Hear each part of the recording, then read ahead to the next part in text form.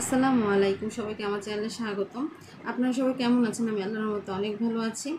আজকে আমি সুজি রসগোল্লা তৈরি করব। কিভাবে তৈরি করছি সেটা আমি আপনাদের সবার সাথে শেয়ার করব। এই যে এখানে 2 চামচ পরিমাণ ঘি দিয়ে দিছি, তারপরে 1.5 কাপ পরিমাণ সুজি দিছি। সুজি দিয়ে ভালো করে এগুলোকে টেলে নিতেছি।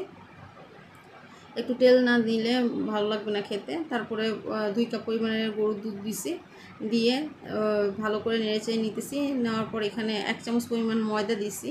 এই যে দেখেন আমার ডোটা তৈরি হয়ে গেছে। এমনভাবে তৈরি করবেন যাতে ফ্রাই প্যান থেকে উঠে আসে। এই যে দেখেন, দেওয়ার পরে ভালো করে হাত দিয়ে ভালো করে কষলে এবং ছোট ছোট করে রাউন্ড শেপ, আপনার মিষ্টি আকারে বা লম্বা শেপ আকার, মানে যেরকম আপনাদের পছন্দ ওই শেপ আকারে মিষ্টিগুলোকে করে নেবেন। ভালো করে মতে নিতে হবে, নাহলে দেখা যাচ্ছে যে ফেটে যাওয়ার সম্ভাবনা থাকে। এই যে দেখেন আমার মিষ্টিগুলো হয়ে গেছে। এই যে আমি রসগোল্লা তৈরি করে ফেলছি। আমি বলতে ভুলে গেছি, আমি ওই যে ওখানের মধ্যে একটু এলাচির গুঁড়া বা এলাচি 2-3টা দিয়ে দিলেও পারবেন, একটু গ্রান হওয়ার জন্য। আমি এলাচি দিয়েছিলাম। এখন এই যে আমি ফ্রাই প্যানে তেল গরম করে দিছি। তেলের মধ্যে যখন হালকা গরম থাকবে তার মধ্যে আপনি মিষ্টিগুলোকে দিয়ে দিবেন।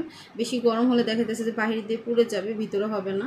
আমি আস্তে আস্তে এক এক করে আমি সবগুলো মিষ্টি দিয়ে দিতেছি। তারপরে ডিম জ্বালে আস্তে আস্তে কতক্ষণ ভাজতে থাকবো, এবার এপিট উপিট করে ভালো করে ভেজে নিব।